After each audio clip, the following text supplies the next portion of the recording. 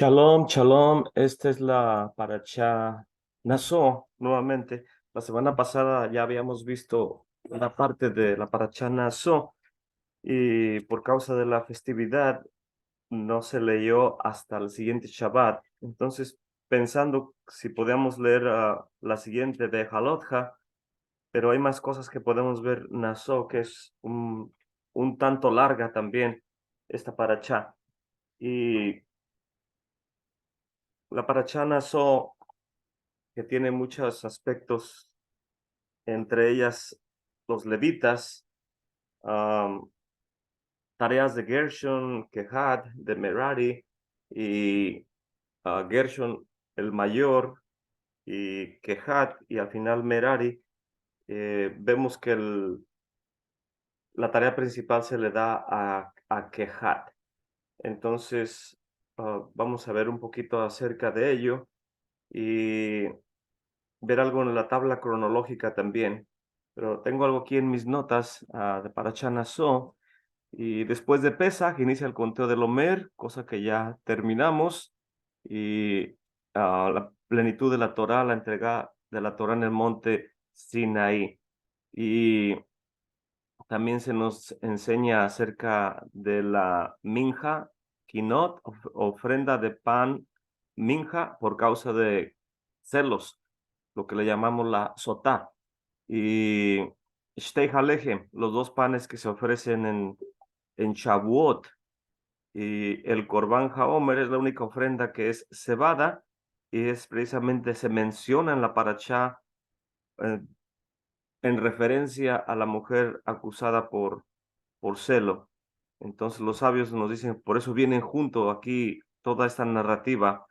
Y la Gemara en el tratado Menajot tiene que ver con las ofrendas de harina. En el capítulo 68, folio B, dice el Rabbi Akiva que la comunidad debe de traer su minjá, de cebada, su ofrenda de cebada. Por lo tanto, se deduce que la ofrenda de la mujer acusada debe ser de cebada. Y la mujer acusada, la escritura dice que se le advirtió y que se tenía que aislar de cualquier otro varón que no sea su esposo. Y si no escuchó, que no tiene que hablar con otros varones porque es casada, eh, y delante de testigos, y ella no hace caso, entonces se trae delante del Cohen y tienen que darle a beber de las aguas amargas, con polvo del piso del templo y un pergamino con el nombre del Eterno, que los sabios nos dicen que es tan importante la unidad familiar, que es la única ocasión en que nuestro Padre Celestial está dispuesto a que su nombre sea borrado. ¿Quién puede imaginarse eso?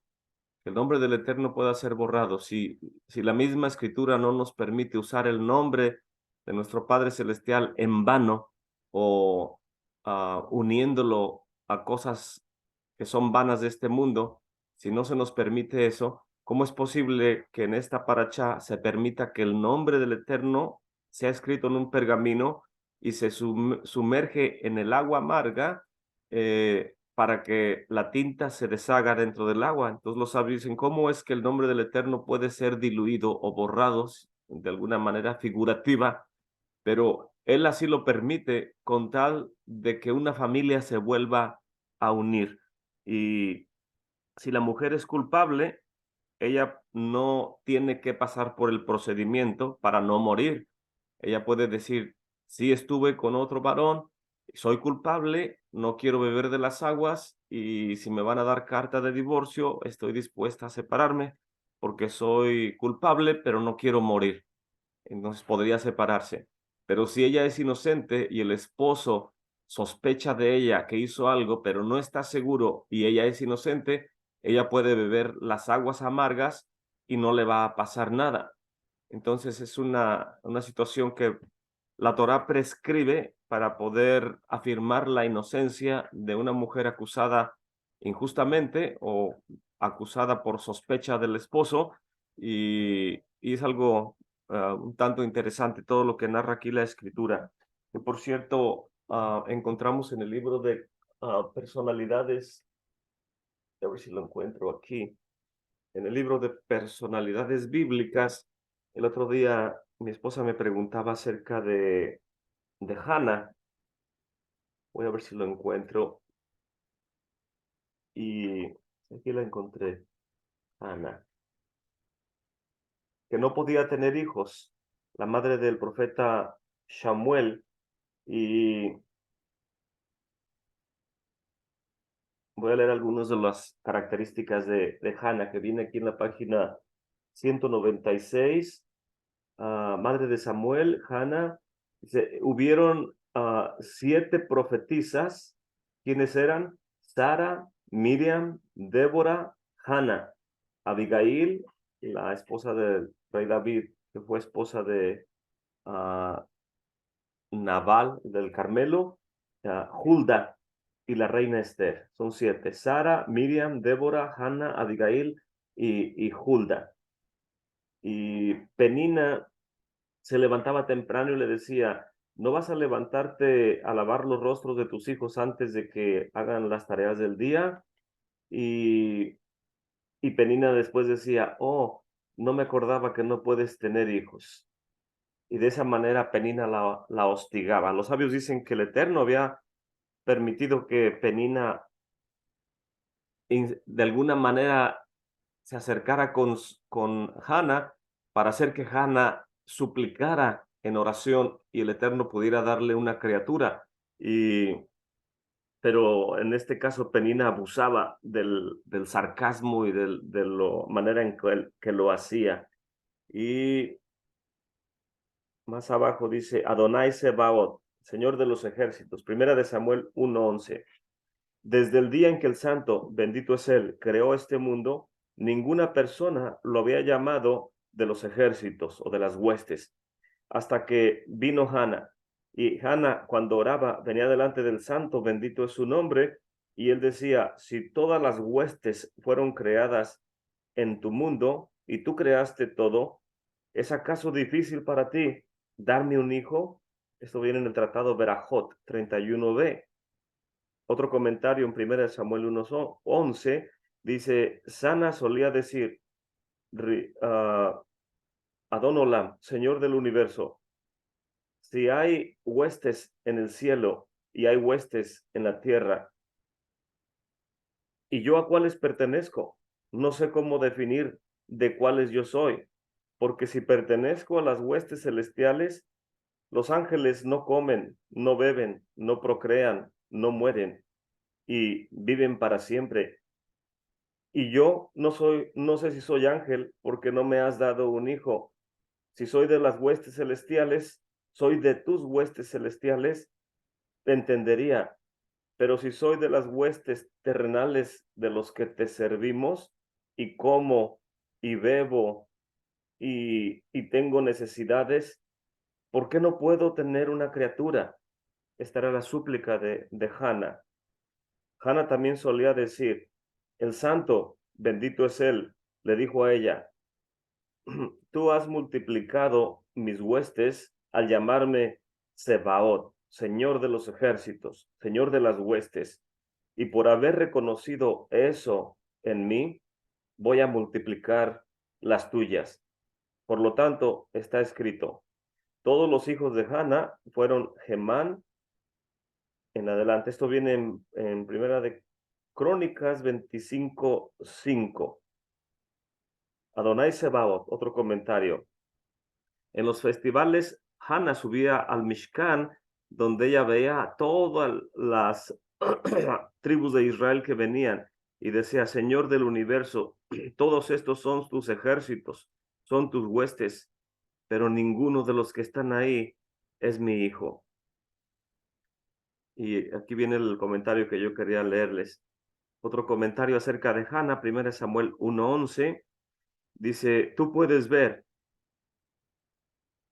la aflicción de tu sierva, dijo Hannah, Señor del universo, si puedes ver mi aflicción y puedes inclinar tu oído a mi oración, está bien.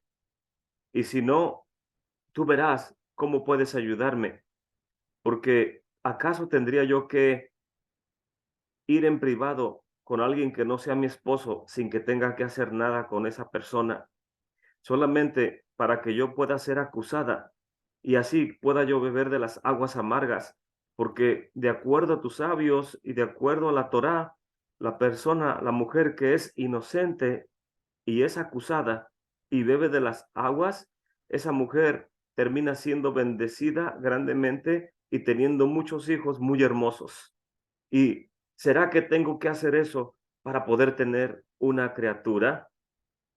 Y vemos aquí que Hannah aún meditaba acerca de las posibilidades de tener un hijo y está mencionando el protocolo de cómo traían la mujer delante del Cohen para poder hacer el procedimiento de beber las aguas. Si es culpable y el esposo quiere seguir con ella, legalmente al esposo no se le permite, si ella es culpable y estuvo con otro varón, aunque no hayan hecho nada, si están en un área privada más de ciertos minutos, que es de acuerdo a los sabios de Israel, Jajamim, a los sabios de Israel, también se les designa como Hazal, los sabios de bendita memoria, dicen que el tiempo requerido suficiente para que un hombre y una mujer puedan hacer algo indebido en privado son ciertos minutos.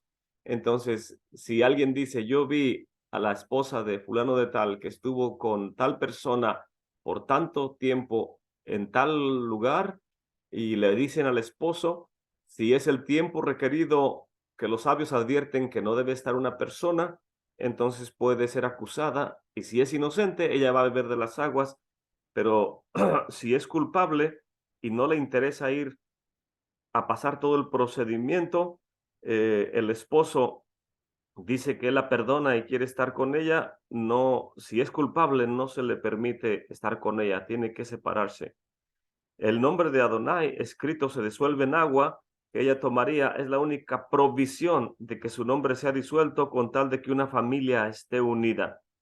El pueblo de Israel, todos hemos caído en acusación, pero sin haber transgredido de tal manera que no puede regresarse. Cuando uno es culpable, ya no nos pueden tomar de regreso como esposa del Mesías, pero si estamos dispuestos a beber las aguas en el sentido espiritual, si ya no somos idólatras, si dejamos toda la idolatría y ni siquiera mencionamos nombres de dioses de otros países de donde veníamos y no mencionamos dioses de otros países, de otras culturas y de otras personas, de acuerdo a la halajá, solamente podemos hablar de nombres de deidades que vengan en la Torá. Si la Torá lo menciona como Moloch, uno lo puede decir, pero uno no puede decir que la Virgen tal o el Dios tal o el de los orientales o el de los egipcios, o si algún rey de un país se proclama, se deifica, dice que él es el Dios de ese país,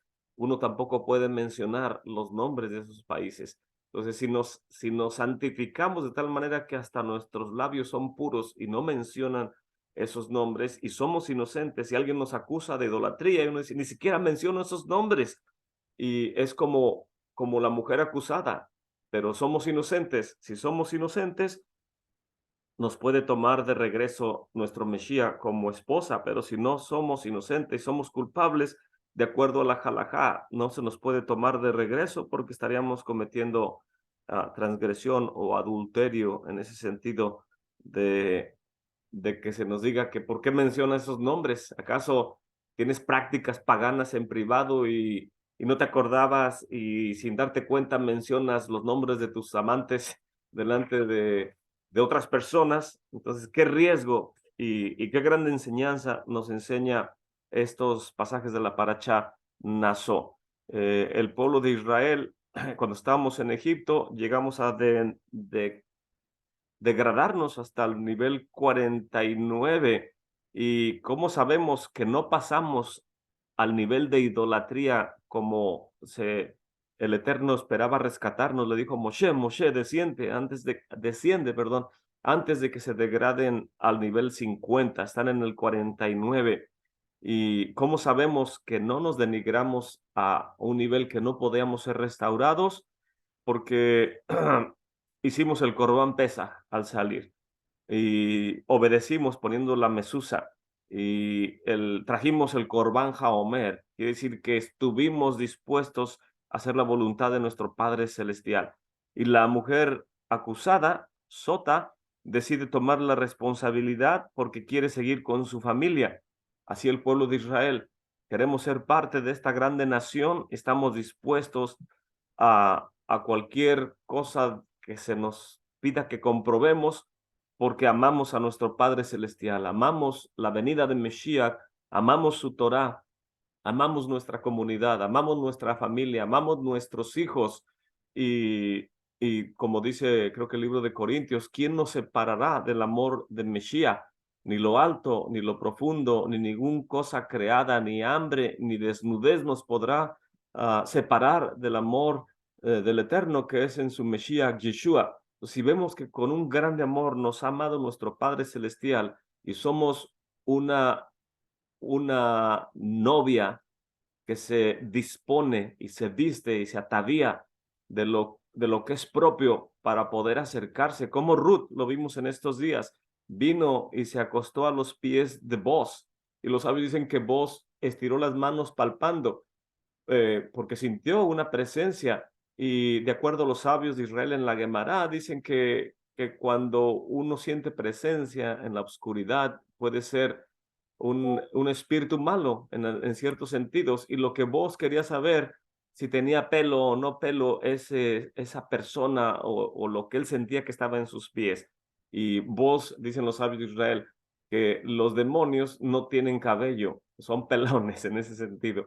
Y él quería tocar, dijo, si no hay cabello, es un demonio que me está hostigando en medio de la noche, pero si es una persona, quiero saber. Y cuando palpó, dijo, ¿quién eres? Y dijo, soy Ruth, tu sierva, Señor, extiende tu manto encima de mí. Y él dijo, no, hija, no de esta manera. Entonces, como un hombre viudo de 80 años, una mujer viuda de 40 años, que están sin compromiso, bien podían haberse hablado entre ellos y decir, oh, ¿qué haces aquí? Pero vos le aclaró, no es de esta manera, hija mía, en cómo debemos de hacer las cosas delante del Eterno. Hay otro que está delante de mí, que es el pariente redentor.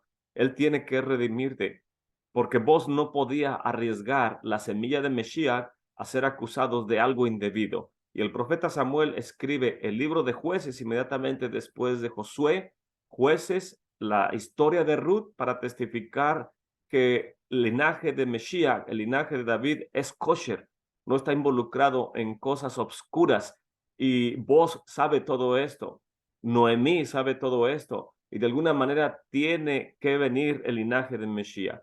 Y este viudo que perdió a todos sus hijos y a sus hijas en la hambruna en ese tiempo, y Ruth, que es de la tribu también unida a la tribu de Judá, es la esperanza que queda para que un varón de Judá pueda levantar descendencia y venga Mesías.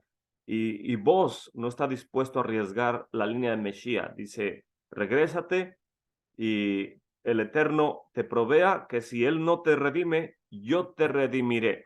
Y el Midrash dice que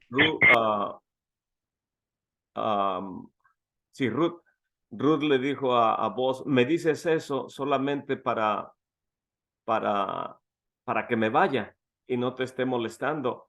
Y dice el Midrash que por eso puso en garantía vos el nombre del Eterno. Dijo, vive el Eterno, que si Él no redime, yo te voy a redimir. Y habiéndole dado el nombre del Eterno en garantía de redención, ella se fue con su suegra y le platicó todo lo que pasó. Y Noemí le dice, hija, descansa, porque ese hombre no va a parar hasta que cumpla la palabra que te dio, porque puso el nombre del Eterno en garantía. Entonces, vemos que cuando una mujer tiene la garantía del varón, está tranquila. Cuando la esposa del Mesías tenemos grandes y hermosísimas promesas que nos han dado, no podemos mencionar nombres de otras deidades, no podemos degradar nuestra lengua, nuestro entendimiento, nuestra conducta.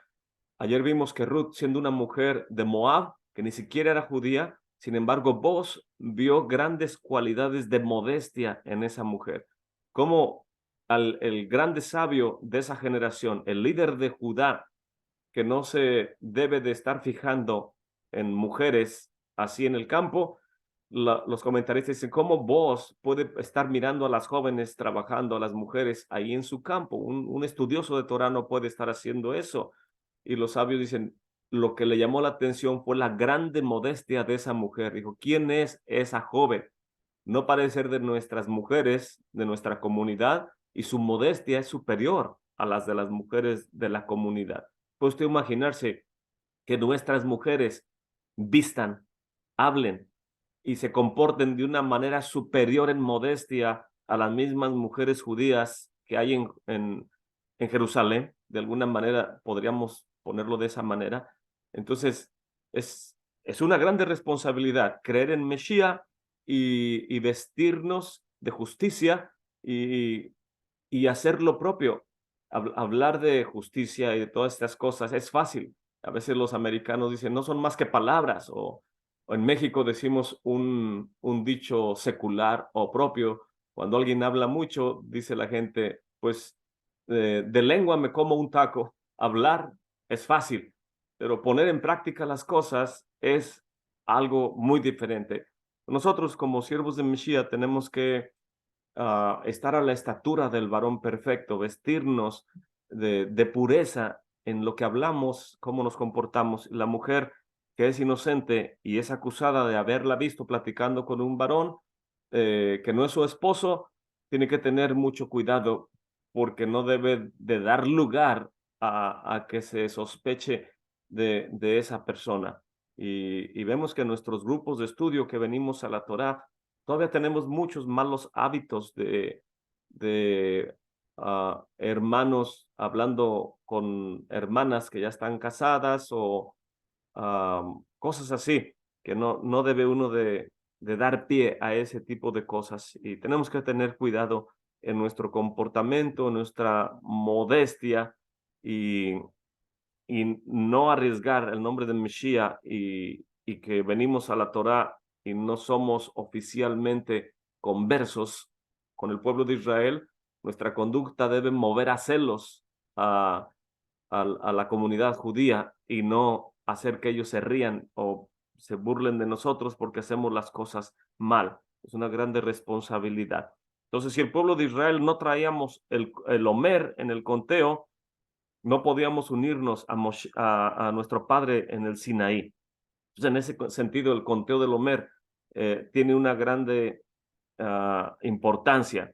El esposo, después del proceso, si ella es inocente, la recibe como cuando se casaron y él vuelve a ser su proveedor y ella le demuestra al beber el agua que es inocente y así el Eterno con el pueblo de Israel nos provee de sustento, tanto del alimento físico, pero también nos dio el Ruach HaKodesh, como testifica el libro de los Hechos, capítulo 2.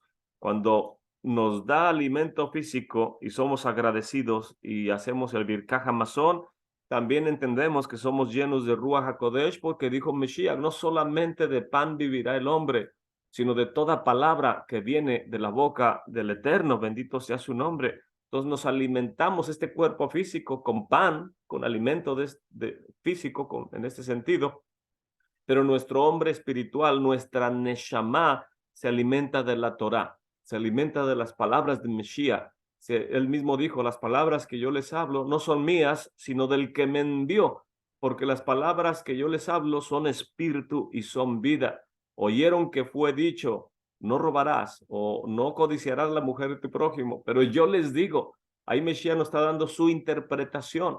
Tenemos grande cantidad de interpretaciones. Tenemos la interpretación de la Mishnah, de los sabios de la Mishnah, tenemos la interpretación de la Gemara, los sabios del Talmud, tenemos la interpretación de los Rishonim, los que vinieron después de la era del Talmud, los Aharonim, los posteriores entre los Rishonim y ellos después de 1100, 1200, 1300, tenemos al Rambam, a Rashi, entre los más conocidos, mentes enciclopédicas que estructuraron los mandamientos y todo lo relacionado al parámetro de aplicación de los mandamientos, ya sea positivos o negativos. Entonces, ¿cómo podemos nosotros vestirnos de pureza?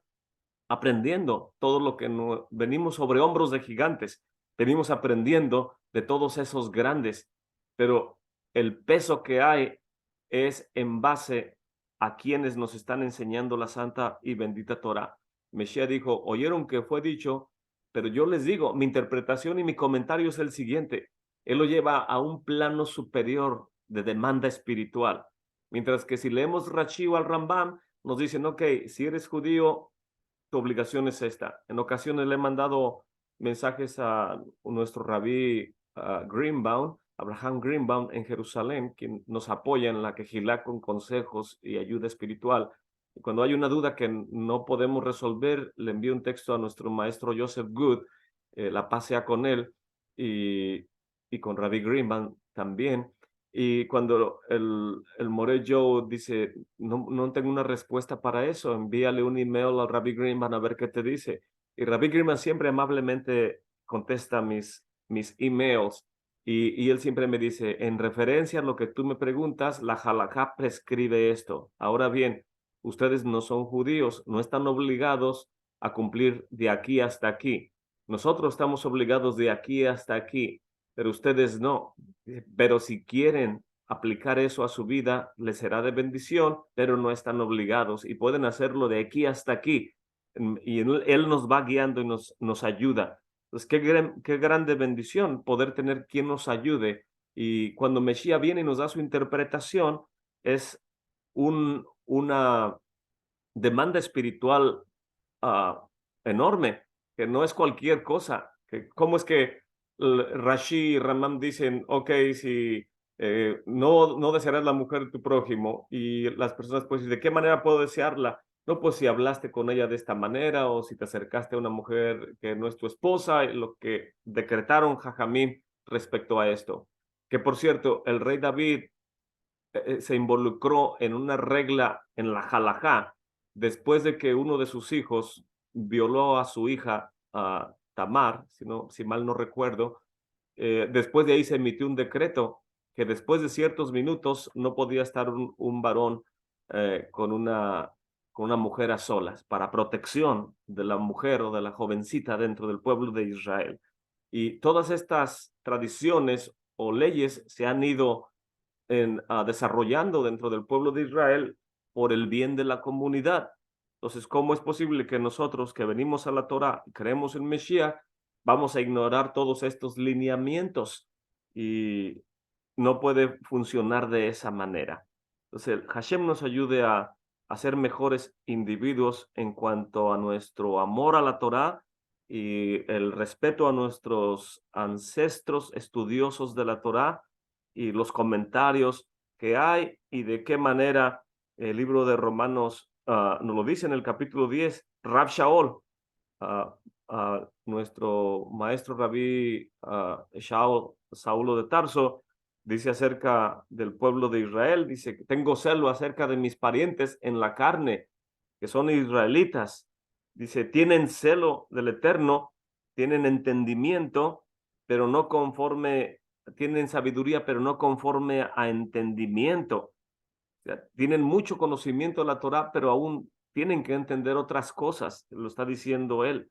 Y cuando decimos la declaración del Shema, en la segunda bendición, para que nos bendigas con el trigo, con el vino y en el aceite, en Shavuot traemos las dos piezas de pan que involucra harina, del trigo, involucra vino y el aceite, y porque en Shavuot es el Rosh Hashanah de los árboles, pero el trigo no es árbol, y los sabios de Israel nos dicen que posiblemente del fruto que le dio Java a comer a Adán en el huerto era un grano de trigo, porque en aquel tiempo el trigo era un árbol y, y el fruto del trigo era del tamaño de los riñones de los corderos, era la espiga, tenía grande grano, y después de la transgresión se decreció de árbol a un tipo arbusto el trigo. Y los sabios nos dicen que cuando una criatura comienza, después de ser destetado, y se le da su primer probada de pan, es cuando empieza a adquirir entendimiento, conocimiento de lo alto la criatura, cuando ya comienza a probar el trigo o el pan, porque es el árbol del conocimiento. Y a través del conocimiento de Yeshua, dijo él, no les dio Moshe el pan, sino mi Padre les da el verdadero pan que viene del cielo. Él está hablando que Él es el pan de vida que vino del cielo. Entonces, qué importante es todos estos aspectos de, de poder el comer el pan de vida, no solo de pan vivirá el hombre, sino toda palabra que viene de la boca del Eterno. Y los sabios nos dicen que esta parashá Nazó y la porción que habla de la mujer acusada de adulterio, la mujer sotá, es en cierto sentido en medio, están como en el centro de la Torá. Aunque Levítico es el libro de en medio, la parashá Nazó es una de las más largas y la porción de Sota está en el centro de los 5 libros. ¿Y por qué está en el centro del Humash esta porción? Dice Jajamín, los sabios de Israel, que porque habla del amor entre un hombre y una mujer. Es el cimiento del hogar, la unidad del matrimonio, de la pareja, es el centro de la Torá, es el centro, es el cimiento de una familia. Y cuando un hombre se une a una mujer, la mujer al hombre, dejará al hombre a su padre, a su madre, y se unirá a su mujer, y serán una sola carne. Y en este entendimiento de sabios de Israel y la parachá Sotá no admite a terceros. Son dos que se fusionan en uno. Cuando la congregación es infiel, es puesta a prueba y tiene que ya sea pasar la prueba o de otra manera va a haber separación. ¿Por qué está la porción de nazareo, de hacer el voto nazareo junto a la porción de sotá? Porque el nazareo se separaba de las prácticas del mundo para seguir al Eterno. Estaba en el mundo, pero no pertenece a este mundo. Es lo que dice Mesías, es lo que dice el Brit Hadashah. Estamos en el mundo, pero no somos de este mundo. Hasta cierto punto somos como los que hacen voto nazareo para apartarse de las prácticas de este mundo. El que hace voto de Nazir, de Nazareo, es una autolimitación. Hago un voto, los demás no me lo prohíben, pero la Torá prescribe, si quieres hacer un voto y dices, por tanto tiempo voy a hacer el voto nazareo para tales circunstancias y por tal motivo, y uno se autolimita y, y uno pone limitantes para separarse de las prácticas cotidianas o de los aspectos materiales de este mundo hasta cierto punto. En ese sentido, la mujer que se apartó voluntariamente tiene que ser puesta a prueba, pero el nazir, quien se aparta voluntariamente para hacer lo bueno, trae un beneficio también a su vida. Entonces, la data de la Torá en el monte Sinaí nos enseña todos estos aspectos de, de elevarnos espiritualmente. No sé si alguien tiene algún comentario, hermanos.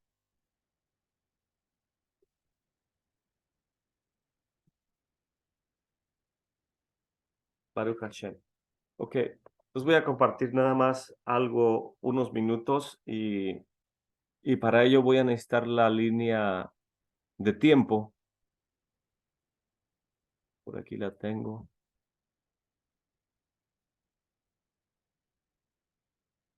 Aquí tenemos la línea de tiempo que es desde el inicio de la creación con Adán, Abraham, que nace en 1948. Siempre lo recuerdo porque es cuando se instituye el Estado de Israel. Voy a alcanzar mi pizarra.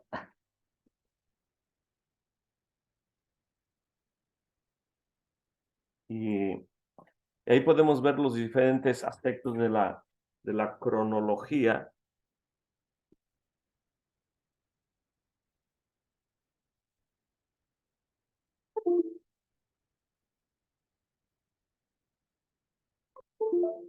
Y Por ejemplo, le vemos ahí la venta de Yosef, muerte de Yosef, Jacob desciende a Egipto. Entonces aquí podemos, perdón, voy a poner mi Tanakh. Dicen los sabios de Israel que no puede uno usar un libro que tiene el tetragramatón, el nombre del Eterno, para uso personal. En este caso, no me puedo apoyar encima de él, no me puedo tapar el sol con él si estoy platicando con alguien y no puedo dejar nada más en el asiento de la camioneta o rodando en cualquier lugar porque tiene el nombre del Eterno. Ahorita quería apoyar esta tableta y tenía en mis piernas el Humash y mejor lo pongo a un lado porque no es propio hacer uso del Tanaj con el nombre del Eterno para otras cosas. Vemos aquí en la cronología la venta de Yosef, 2216. En el 2238, Jacob desciende a Egipto y el inicio de la esclavitud es en el 2332. Y Moshe nace en el 2368 y quitar esta, no me deja ver.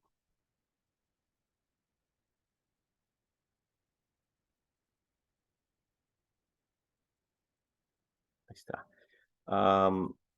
Los Bene Israel salimos de Egipto en el 2448. Voy a poner aquí una flechita. Y la erección del Mishkan en 2449, la muerte de Moshe 2488.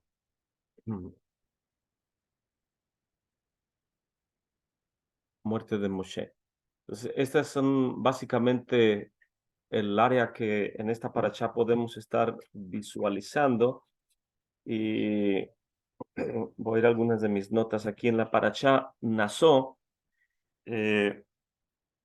La Torá nos dice en, en la paracha anterior que es Bamidbar acerca de los hijos de Leví. El censo de los levitas viene en el libro de Números capítulo 3. Los levitas reemplazan a los primogénitos. Y verso 14, habló Adonai a Moshe en el desierto del Sinaí diciendo, haz cómputo de los Benei Leví, según la casa de sus padres y sus familias, todo varón de un mes de edad en adelante computarás. E hizo cómputo de ellos Moshe por la palabra de Adonai, como le fue ordenado, y fueron los Benei Leví por sus nombres, Gershon, Kehat y Merari. Estos son los nombres de los Benei Gershon, de acuerdo con sus familias, Livni, Shivni, de los hijos de Kehat, Amram, Izhar, Hatron, Uziel, y de Merari, Mahli y Mushi, familias levíticas según la casa de sus padres. De Gershon eran cómputo de acuerdo de la edad de un mes en adelante, 7,500. 7,500 de Gershon, sí, 7,500. Las familias Gershon tras del Mishkan acampaban hacia el oeste. El jefe de la casa solar de Gershon era Eliasab, hijo de Lael, y la encomienda de los Benei Gershon en la tienda de reunión era el Mishkan. La tienda, su cubierta, el dosel, las cortinas del patio, el dosel, la entrada del patio, el altar y las cuerdas en todas sus labores. De Kehat eran la familia de Amram y la familia de Itzhar, la familia de Hebrón, la familia de Uziel. Estas eran las familias de Kehat. El número de todos de un mes en adelante eran 8,600. 8,600 guardianes de la encomienda de lo sacro. 8,600. Las familias de los Benei Kehat acampaban junto al Mishkan hacia el sur, y el jefe de la casa solar era Elisafán, hijo de Uziel, y su encomienda era el arca, los utensilios santificados. El arca, la mesa del pan de la presencia, la minorá, los altares y los utensilios sacros de los que se servían en ellos, y el velo en todas sus labores. Y los jefes de los levitas era Eleazar, hijo de Aharón el Cohen, encargado de los guardianes de la encomienda de lo santificado. De Merari, la familia de Machli, Mushi, esas son las familias de Merari. Y el cómputo de todo varón eran 6,200. 6,200. Y la tarea de ellos, la encomienda de los hijos de Merari eran las tablas del Mishkan, los travesaños, sus columnas, los zócalos, todos los utensilios en todas sus labores, las columnas del patio a su alrededor, los zócalos, las estacas, las cuerdas, y quienes acampaban delante del Mishkan de la parte de enfrente, frente a la tienda de reunión, al este eran Moshe y Aarón y sus hijos, guardianes de la encomienda del santuario, encomendada a los de los Bene Israel, y el extraño que se acerque morirá. Algo similar al Sinaí, ¿verdad? Ahí vemos que el cómputo de los que estaban en la parachá anterior, y aquí en la parachá Naso, dice, le habló el Eterno Moshe diciendo, haz recuento de los Benei Gershon, asimismo de acuerdo a su casa solar según sus familias, de 30 años en adelante hasta 50 años, haz cómputo de ellos, de todo aquel que viene a servir en el ejército para trabajar en el servicio de la tienda de reunión. Este es el servicio de las familias de Gershon, trabajar y transportar. Cargarán las cortinas del Mishkan, la tienda de reunión, su cubierta, el tahash, el dosel de la entrada a la tienda de reunión, los lienzos de patio. Este es el trabajo de los de Merari, la tienda de reunión, me voy a ir más hacia abajo, columnas, los zócalos, son los que cargaban más, todas las estructuras, Merari. E hicieron el cómputo, verso 34 del capítulo 4, Ajarón los jefes de las congregaciones de los hijos de Kehat, de 30 años en adelante hasta 50 años, todo aquel que sale al ejército para trabajar, y las familias 2,750. Y fueron el cómputo de sus familias 2,750. Estos eran las familias de Kehat. Los cómputos de Gershon, más abajo, en el verso 38, 2,630. Vemos que aquí es menos la cantidad que en la parachá anterior. Y los cómputos de Merari, verso 42, de acuerdo a sus familias que salen al ejército, fueron el cómputo según sus familias 3,200. Y estos fueron los cómputos de las familias de los hijos de Merari que contaron Moshe y Aarón por palabra de Adonai por medio de Moshe. Todos los cómputos que contaron Moshe y Aarón y los jefes de Israel de los Levíim, según sus familias, de acuerdo en su casa solar, de 30 años en adelante hasta 50 años, todo aquel que sale al ejército para trabajar en labores de servicio y en trabajo de cargar en la tienda de reunión, fueron sus cómputos 8,580. Por palabra de Adonai los contó por medio de Moshe, cada hombre su trabajo en su carga. Aquí vemos que en esta narrativa de la parashá Naso son 8,580, mientras que la parashá anterior dice que eran 22,300. Entonces, ¿cómo explicamos este incremento? Con Kehat toma la prioridad, Kehat toma la prioridad.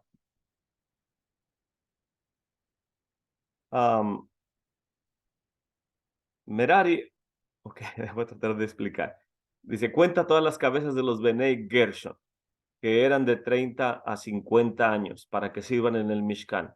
Merari llevaba todo lo más pesado, como viguetas, estructuras, bases, y tanto Gershon y Merari están a cargo de Itamar. Kehat, por su lado, toma prioridad en la edad de los levitas que sean de 30 a 50, y después, en base a ello, también se cuenta a Gershon y a Merari de 30 a 50. Vemos que Yeshua comenzó su ministerio, dice la escritura, que era como de 30 años cuando bajó a las aguas de la purificación, y Johanan dio testimonio de él, y se escuchó una bat call del cielo que dijo, este es mi hijo amado, en el cual tengo contentamiento. De alguna manera, él estaba haciendo a los 30 años lo que se esperaba de los, en este caso, de los Levim y los Kohanim en su servicio. Y esto es una nota que solo quiero compartir, en un escrito de los que se llaman apócrifos o adicionales que no vienen en el canon, se le llama los testamentos de las tribus, que data del tiempo justo después de los macabeos. Y en este testamento de las tribus, en el caso del testamento de Leví, dice que la tribu de Leví, de él vendría el Mesías, haciendo alusión a la dinastía hasmoneana. Y vemos que Miriam, cuando concibe, el ángel Gabriel le dice que aquí que tu vientre concebirás de Ruach HaKodesh y llamará su nombre Yeshua, porque él, el Salvador, porque él Yeshua, porque él salvará a su pueblo de las transgresiones. Entonces, aquel Yeshua, aquel Salvador, que Yeshua, que salvará, cuando, cuando ve a José o Joseph, que Miriam concibió, lógicamente, de acuerdo a la Torá, no he estado con ella, y aunque el ángel tiene que venir a decirle que no tenga temor, porque ella ha concebido del Ruach HaKodesh, y tienen que ir a la montaña. ¿Y por qué van a la montaña? Porque su parienta Elizabeth, la esposa de Zacarías, los padres de Juan, de Yohanan el purificador, Yohanan Hamaddil, son lógico de la familia de los Kohanim, son de la familia de Leví. Entonces, ¿qué tiene que ir a Miriam? Pues ayudarla porque está esperando a Juan que nazca, y apenas tenía 6 meses y estuvo con ella 3 meses más hasta que nació la criatura. No solamente fueron para ayudar a Elizabeth, sino que posiblemente existe la posibilidad que haya ido Miriam voluntariamente, le haya dicho a Joseph, si vas a estar tranquilo, si yo bebo de las aguas amargas, para que veas que soy inocente y no he estado con ningún varón, vayamos con un Cohen. Entonces van con un Cohen, en este caso Zacarías, y si ella pudo beber de aguas amargas y Joseph estuvo en paz, entonces no había de qué acusar de ahí en adelante y podía haber paz, shalom, en medio de esa pareja, que es lo que el Eterno busca, que haya paz. Máxime cuando van a ser Mesías, que es el Redentor. Entonces, se hacen los cómputos y hoy en día, quienes dicen ser de las familias de los levitas, Leviim, no se sabe de cuál rama pertenece, si es Gershon, Kehat o Merari. Pero en este caso, la Torah nos dice que Kehat lleva la primacía sobre Gershon y Merari. Y voy a hacer aquí una pequeña nota para ver lo que estamos hablando. En los cómputos, voy a poner Kehat, Gershon y Merari, porque Kehat lleva la primacía. Kehat, Gershon y Merari. En la parachá anterior, en Bamidbar, dice que había un total de, bueno, voy a mencionar lo que dice esta parachá primeramente, 2750. Y de Gershon eran 2630 y de Merari eran 3200. Nos da un total de 8580. Pero en la parachá anterior nos dice que eran más el número. De Kehat eran 8600 y de Gershon eran 7500 y de Merari eran 6200. Creo que nos da un total de 22300. Ustedes pueden hacer sus cuentas después. Entonces, ¿cómo es que se incrementan la cantidad de Kehat, de Gershon y de Merari de esta manera cuando salimos de Egipto? Y la parashá nos está diciendo claramente el conteo. Ya cuenta a los hijos de Kehat de 30 a 50 y, y de acuerdo a la edad. Entonces, ¿qué tipo de servicio? Hay dos tipos de servicio. El abodá, que es cantar y servir, y otro que es abodat maaseh, como cargar. en este caso a Merari, le tocaba el Abodá Maasá, que es cargar. Y anteriormente había un total de 8,580, como vimos ahí, pero el incremento fue hasta 22,300. Entonces, el punto es este: en Egipto estamos 2 años antes de la salida. Y tengo aquí yo mi tabla cronológica donde estaba tomando mis notas, que es la misma tabla que ustedes están viendo ahí. Entonces, en Egipto estamos en el segundo año antes de la salida. Los que nacieron en Egipto de edad de 29 años antes de salir de Egipto, en este conteo ya tienen entre 30 y 50. Entonces, cuando salimos de Egipto, aquí donde está la flecha, en el 2448 salimos de Egipto. 2448. Bene Israel salimos de Egipto. Y los que nacieron en Egipto de edad de 29 años antes de salir de Egipto, en este tiempo ya tenían entre 30 y 50 años. Quien tiene entre 49 o 50 años, que es lo máximo, quiere decir que nació 40 años antes de salir de Egipto. O sea, salimos de Egipto en el 2448 y la cantidad que tiene máximo 50 años quiere decir que nació 40 años antes de salir de Egipto, en el 2400. Los que nacieron en el 2408, ahora en la Parashá se va a contar los que tienen esa edad, entre 30 y 50 años. O sea, el máximo que pueden ser son 50 años. Y nacieron en ese periodo. Moshe se presenta en Egipto un año antes de la salida de Egipto. Si salimos en el 2448, quiere decir que Moshe vino en el 2447, cuando el Eterno dice: ve, Moshe, ve y desciende para que el pueblo no se denigre y sácalos de Egipto. Y antes de que saliéramos de Egipto, ya teníamos 210 años en Egipto. Y de acuerdo a los sabios de Israel, el último de los hijos de Jacob, los Bené Jacob, que murió fue Leví. Leví murió 94 años después que llegamos a Egipto.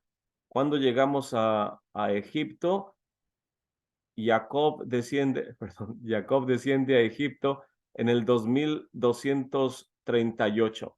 Entonces, si sumamos 2238 más Leví murió 94 años, nos lleva a 2332. Y aquí lo tengo. ¿Cuándo inicia la esclavitud más fuerte? De todos esos 210 años, los últimos años fueron los de mayor esclavitud. No estuvimos esclavos todos los 210 años, sino fue los últimos años y fue un incremento paulatino. Entonces, muere Leví, voy a poner aquí, muere Leví, y cuando muere Leví, comienza la esclavitud por unos 30 años, dicen los sabios de Israel. Entonces, desde 2332, digamos otros 30 años, 2362, comienza lo más fuerte de la esclavitud. Y los egipcios les tomó un proceso de 30 años para ir paulatinamente haciendo esclavos a los hijos de Israel. Pero a partir del 2362, vemos que Moshe nace cuando ya inicia el proceso de la esclavitud. 2368, cuando están esos 30 años en proceso, nace Moshe. Y la intensa esclavitud se incrementa después de los 30 años que murió Leví. Y es en ese tiempo de amargura que es también cuando nace Miriam. Y por 86 años estamos bajo una fuerte esclavitud sin ningún derecho, en los cuales duró 86 años de fuerte esclavitud y el Eterno cuidó a todas las mujeres del pueblo de Israel que no fueran abusadas de ningún egipcio. Entonces, la gente de los levitas de entre 30 y 50 años nació en una etapa de intensa esclavitud en Egipto. Los de mayor de 50 años y menores de 30 también nacieron en ese amargo periodo, excepto la generación de un mes en adelante, que es lo que la paracha anterior nos está diciendo. Los 22.300, el incremento de los hijos de Leví, justo al salir de Egipto, se incrementó grandemente. Entonces, las mujeres de Leví, los descendientes de Leví, empezaron a incrementarse, empezaron a tener de a 2 hijos por parto, de 3 hijos por parto, lo que fuera necesario. Y los de mayor de 50 y menores de 30 también nacieron en ese, excepto los de un mes. En Merari hay más población de entre 30 y 50. Vemos que había 3.200 y después se duplicaron a 6.200. Los de Gershon eran 2.630 y se incrementaron a 7.500. Los de Kehat 2.750 a 8.000. Ahí vemos el incremento de los levitas justo en la salida. En Merari hay más población de entre 30 y 50. Aún así es la más pequeña de las familias del Leví y Merari es la rama más pequeña y solo se incrementan 49 años justo antes de la salida y entonces se multiplican los varones de Merari. ¿Y por qué la Parashá nos da toda esta información y estas cantidades? Porque el Eterno nos está enseñando a través de estos números que tiene que preparar a los hijos de Leví y especialmente a la familia de Merari porque tienen que cargar todo el grueso del Mishkan. ¿Cómo va a cargar el Mishkan en el desierto cuando anduvimos en el desierto? Si Merari es quien guarda y lleva las cosas santificadas, la única manera de poder hacerlo es que el Eterno permita que se incrementen.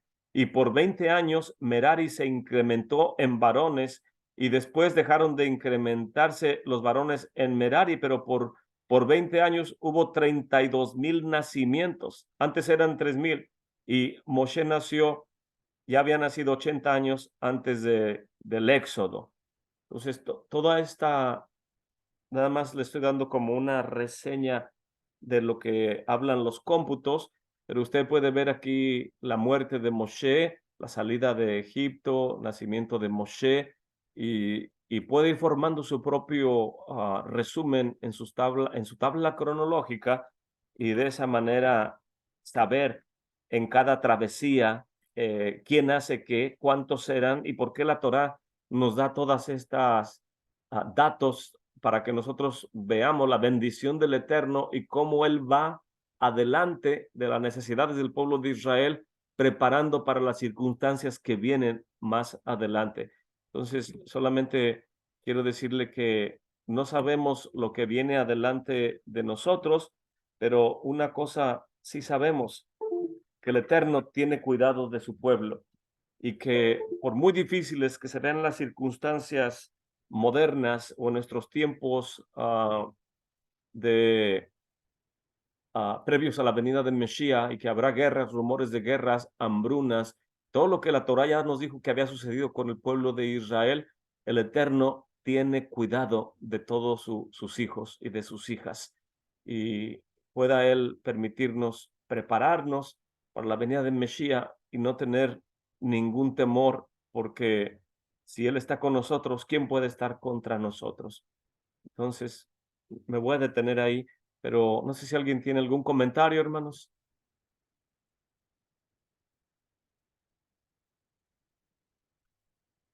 Ustedes pueden estudiar. Simplemente, Hermano no, gracias. Osvaldo, Sí, sí, gracias, More, realmente un estudio muy bueno. Y quisiera, si lo va a subir después a YouTube, para volverlo a repasar y tenerlo en mis notas.